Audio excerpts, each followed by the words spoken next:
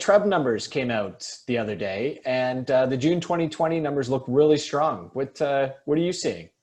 Yeah, 100%. They were just released and they look great. So I have a whole presentation ready to dissect the numbers if you're ready to jump in. Yeah, let's do it. All right, can you see it up there? I can see it. Yeah, see the whole screen here. Okay, perfect. So this is the market update for June 2020. Again, going into the leading indicators for showings and offers, this is kind of leads the way for the market trends. And what we're seeing is, again, continuing increasing in showings from where they, were impacted by COVID back to pre-COVID levels, and they're on the rise. Really, the only exception we saw here was Canada Day, as everyone took the day off to celebrate with their family and friends.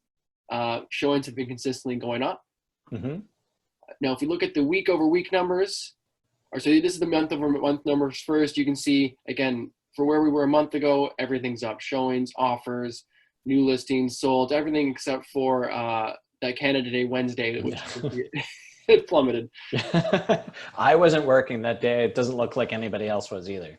No, I don't. Yeah, I think it was a beautiful day. It was like the perfect day, and I was out by the beach, so it was a day off for us as well. Beautiful. The week-over-week numbers, again, we're seeing a slight dip, and I think you sent me an email about this, but essentially we're seeing the overall numbers that they're indicated at the bottom there, the decrease in the number of showings and offers, can be somewhat attributed to the decrease in the Canada Day numbers. So just not having those same level of showings and offers made on that night or that day impacted the week as a whole. So these numbers are lower this week than they were the week before. Do you think this is a summertime trend, or do you think this is just, hey, we had Canada Day and people weren't working as hard, or they weren't making as many offers, or what's your read on it? My read is this is likely going to be the new norm going forward, and we may be slightly above next week, or in around the same range. I don't think we're going to be taking off and seeing the week-to-week improvements that we saw. Two main factors I think play into that. One is we're seeing people starting to take off for cottages again, and not just for recreation, for renting. They're actually, cottage sales are up 25%. So people are even buying outside and buying cottages right now, which leads to less showings in the city and more people taking off for the weekend to actually look at inventory outside the city. And I think as well as just vacation time, I think people are out more on the weekend. So we're going to see a slight decrease in showings. But as I message, approximately 10 people a day, 300 people a month, I'm asking them what their plans for the summer are, trying to gauge where things are going. And most people are around the city this year. Even though travel is opening up, certain countries are starting to open their border. I think for the most part, people are going to be around in Toronto, in the GTA for the summer. And so I think we're not going to see the drop that we would typically see in number of showings for the summer, but be kind of consistently where they're at right now. Yeah. So this is probably where we'll be, which is pretty, I was looking at I don't know if you got a slide on the Treb numbers, but we're pretty flat from June 2019 to June 2020. In terms of the number of sales? The number of sales and the number of listings is pretty flat. So let's take a look. That's the lagging indicators for our sales average price. Oh, nice. Inventory. So this goes into the return of the market by the sellers and buyers. So these are the number of sales that we're seeing go up back to where they were pretty much close to 2019. They're only down by 1.4%. It was a pretty, interesting 4 months. I kind of related to this year's number of sales are like the hero's journey. A lot of hope in the start of the year. There was some dark period there, and now we're returning stronger than ever with the average sale price going up to $930,000. So that equates to about a 12% increase year over year. Wow. Yeah. And so listings are back and the buyers are all back. And I guess there's some pent up demand from the last few months, and people are getting out there and spending their money. Yeah, well, there's another factor that I'm seeing behind this, and I'll kind of dip into as I do my big picture summary of what's happening. So number of buyers are coming back out, which is effectively the sales. Number of sellers are listing their properties again, which is effectively new listings, right? And so we're seeing those return to, quotation, normal levels, right? And that's based on the sales to listing ratios is a balanced market territory. right? But if you're on the ground, such as I've been, or any buyers that are out there right now, you're experiencing a very heated market. And that's really because the big difference is the active listings. So we're still significantly down in terms of, say, this time last year, the number of properties that were already on the market, so not new ones coming to the market, but inventory that's Active, sitting yeah. there, is down almost 29%. So that's just a lack That's of properties huge. across the GTA. It's huge. So that number of inventory hasn't caught up to pre-COVID levels. So even though sellers and buyer activity is back up to pre-COVID levels, where there's a lag of properties being on the market that just isn't there, and that's what's really causing the price increase. Just buyers are getting frenzy. And so here you can see here the months of inventory compared to the ratio of sales, and it's pushing well into the seller's market. And that's what we're experiencing down on the ground, as we can barely get to some properties in certain neighborhoods in time before they get bully offers and well over asking again on conditional offers. If you take that spike out, the COVID spike that we had there, we were really starting to trend into a seller's market. Like there was no reason that we'd be into a buyer's market at any point other than the pandemic. So I think my personal opinion is we're going to trend into this seller's market, and there's not a lot that's going to bring us out unless there's some huge influx of supply. Yeah, and I don't see that. I think there is. So I would look at what this equated to ended up being the highest monthly average price that we've seen so far. So even if you bought in 2017 at the peak and were kicking yourself, you've now made money. We're back above the average for that monthly rate.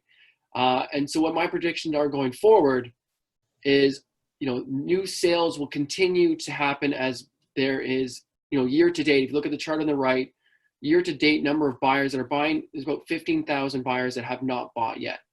It's about year to date down 28%. And so I see, even though typically we go into our summer markets and things are a little bit slower, I predict that sales will be at the current levels, or if not, dip a little bit higher up for July and come down a bit in August going forward. So we're going to continue to see buyers out there shopping during the summer period. Right now, for this listing side, new listings again down 26%. That's about 26,000 properties that did not come to the market. And I can see that now that sellers are getting more confident with having people through their house, we're going to continue to see inventory climb, especially as we're getting great news like, hey, your property is now worth 12% more than last year. So I think we're going to start to see more sellers list their houses. So you're saying that I'm not going to be having a regular summer vacation this year? God, I would advise you not to go anywhere. I agree. I mean, the feeling in the market is that, usually we're slowing down after Canada Day, but that doesn't seem to be happening right now. Yeah. Typically it's usually the last day of school, which is right before Canada Day, where people then take off, their kids are out of school, they book their vacations, and that's just not happening this year. I think cottages are getting opened back up and getting rented again and getting purchased, but international travel to the States, just we're not seeing that same level, even across Canada, same level of travel yet. Great. So this, I think, I think what we'll see over the next 2 months, as new listings continue to increase, we'll see more active listings come to the market and lead to a little bit more of a steady price growth. So what we saw was kind of the delayed effect of inventory catching up to where the demand is. And I think that's going to slowly continue to be the case, but not at the same rate of 12% month over month. Yeah, it's kind of an interesting year. Like, I think people are delaying putting their property on. They wouldn't necessarily have listed through the summer because people have gone away, but nobody's going anywhere. So why not list your house, and you're going to get a fair price listing at this time, because most people, obviously people can't leave the country. There's not enough cottages for us all to leave to and get out of the city for weeks on end. Yeah. So I think you're right. I think we'll have this kind of delayed summer, maybe a little bit of a break in August, I'm hoping. And then back at it again in September for the regular fall push. Yeah, back to business as usual. That's right.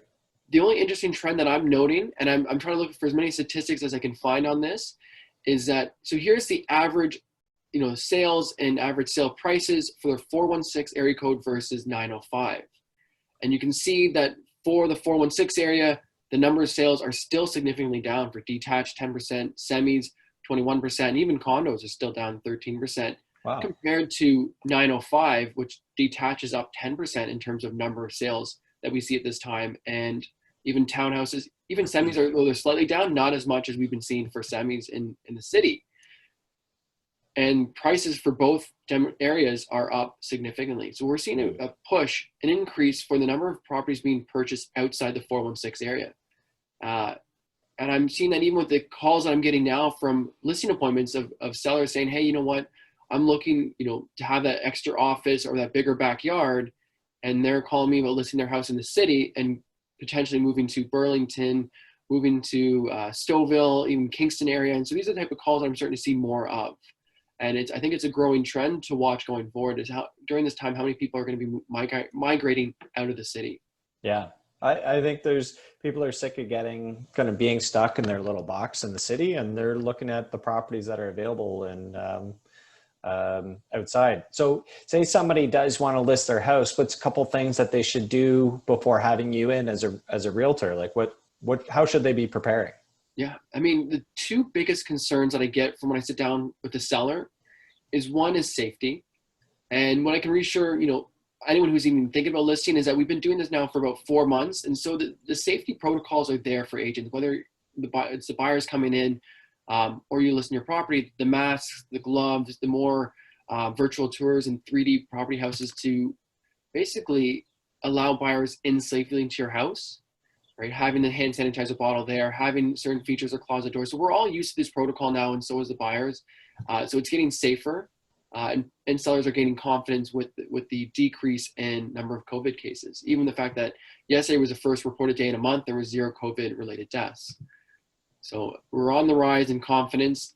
The second thing is practicality. And that's the biggest issue that I'm dealing with sellers who want to sell, is that they're at home in maybe one work at-home office, or even 2 for each person, and the kids are home from school. And so it's, how do we get our house ready and put on the market and manage work schedules and kid schedules? So that's the practicality, the biggest challenge sellers face.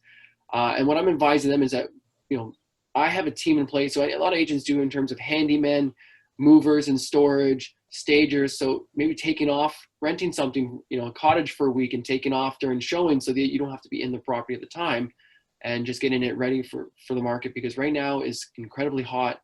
There's not enough inventory. So if you have a property, now is the time to consider. Yeah, now's the time for sure. I'm seeing more properties for sale in my neighborhood than I ever have before. Driving down one of our main streets, and I couldn't believe, it was like we usually get one every so often, and there's 5 within a pretty small stretch there. So I don't know if they're just getting the message that it's a good time to sell, or it's just a coincidence, but we need the listings. Again, I think it's that confidence to have people in again to their house, without the concern for safety. And 2, hearing, the word on the street, watching the sales prices on your street. I'm sure you've followed a few of those sales and be like, wow, those are great prices.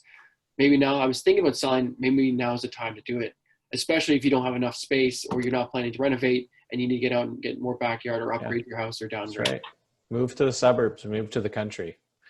I'm a big proponent for living in the city. I love the amenities that the city offers, but again, with offices staying closed for the time being, people are questioning, do I still need to live so close to the city if I can work only 3 days from the office in the future?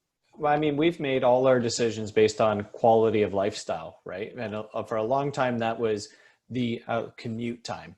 I want to pay probably a little bit more than I would have to, but I don't want to be traveling an hour or an hour and a half each way to work, because that's 15 hours a week out of my life that I could be home sooner, spending time, relaxing, doing things that are valuable to me. So I think people are still making that decision, but commute time isn't as important when you can work from home and you continue to be able to work from home. I agree. I mean, it's going to be an interesting trend to watch.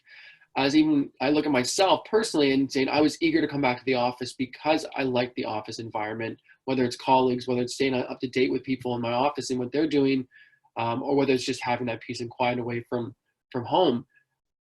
And we had a commercial agent, a pretty big commercial agent, do a Zoom call with our office, discussing the trends. And then I sat down with a developer for commercial properties.